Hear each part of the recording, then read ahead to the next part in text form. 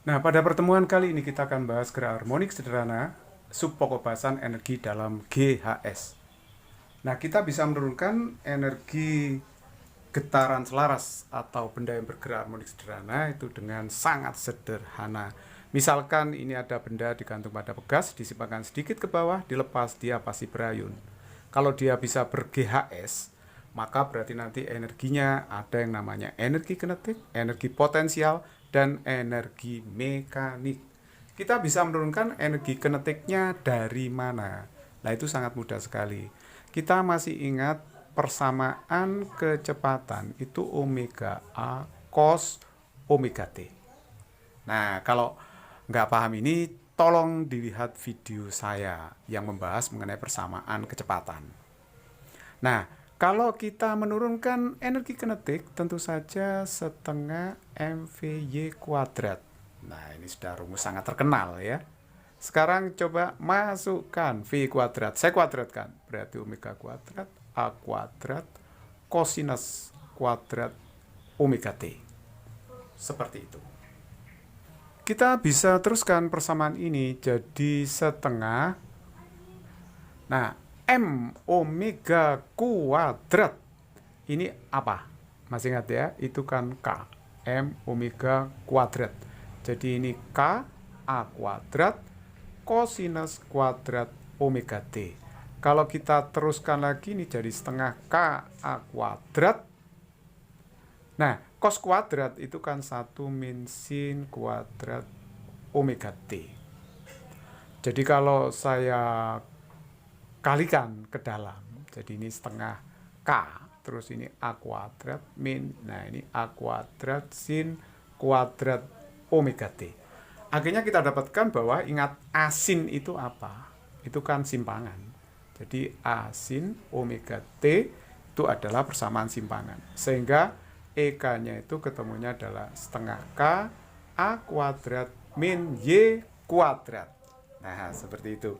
Akhirnya kita menemukan EK dinyatakan dalam bentuk simpangan seperti itu.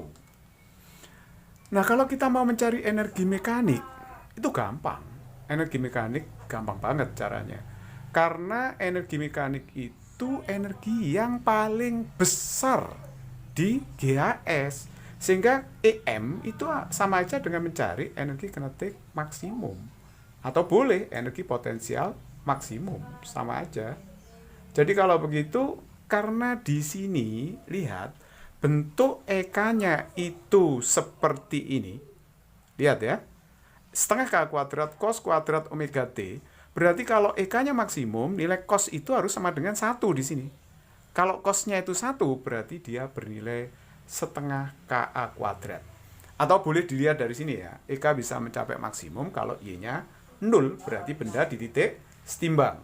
Jadi kalau gitu EM-nya seperti ini rumusannya. Setengah KA kuadrat dalam getaran ini selalu tetap. Maksudnya dalam GHS EM tidak berubah karena amplitudonya kan tetap. Jadi kalau gitu setengah KA kuadrat itu selalu tetap tidak berubah. Nah, kalau kita mau mencari EP-nya ya mudah banget. EP itu bisa kita cari di sini. EP itu kan pengurangan EM dengan EK. Ingat bahwa EM itu jumlah EP dengan EK kan.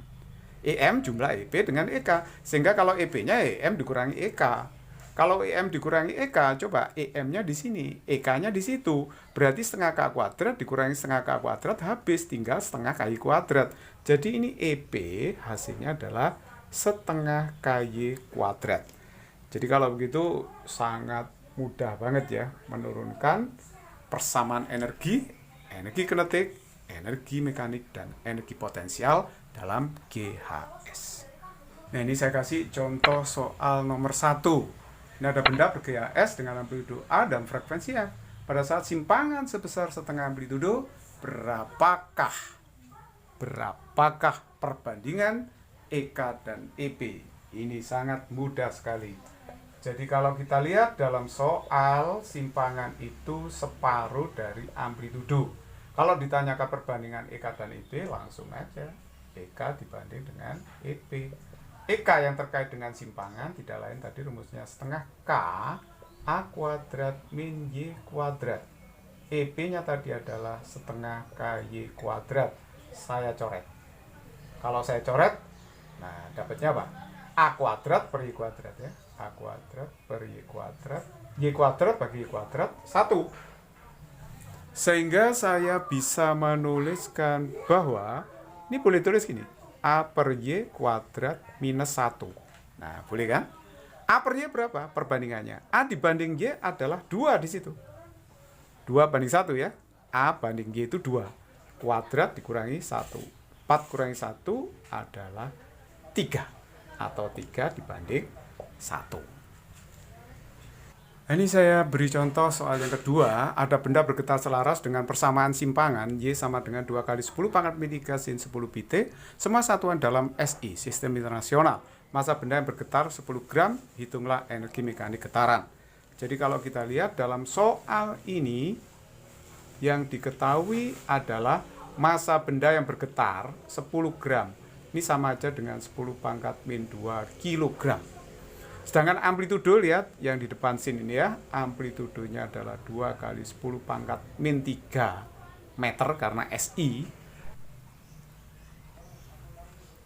Nah, ini berarti sama dengan setengah, M-nya adalah 10 pangkat min 2, kita masukkan 10 pi di kuadrat, amplitudonya 2 kali 10 pangkat min 3 di kuadrat.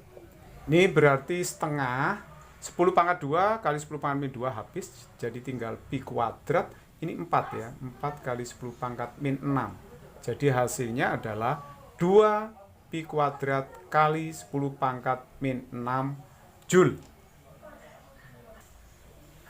Nah, sekarang pertanyaan yang B, energi potensial pada T2 skon.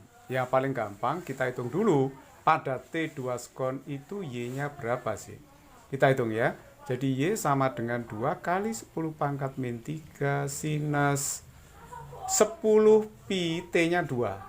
Jadi ini 2 kali 10 pangkat min 3 sinus 20 pi. Sin 20 pi karena depannya pi itu bilangan bulat, hasilnya 0. Jadi ini 2 kali 10 pangkat min 3, ini 0, hasilnya 0. Jadi kalau kita ditanya EP-nya, tinggal nulis setengah KY kuadrat. Karena Y-nya 0 berarti bernilai 0. Itulah EP-nya pada T2 skon.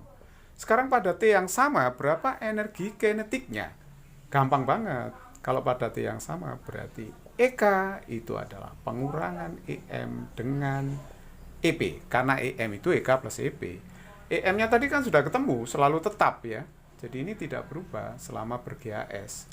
Jadi tetap 2 pi kuadrat kali 10 pangkat min 6. Tapi EP-nya tadi pada T2 skon kan 0. Jadi tulis 0. Jadi hasilnya adalah 2 pi kuadrat kali 10 pangkat min 6 Joule. Berarti sama aja dengan nilai energi mekaniknya. Artinya bahwa EK ini mencapai maksimum.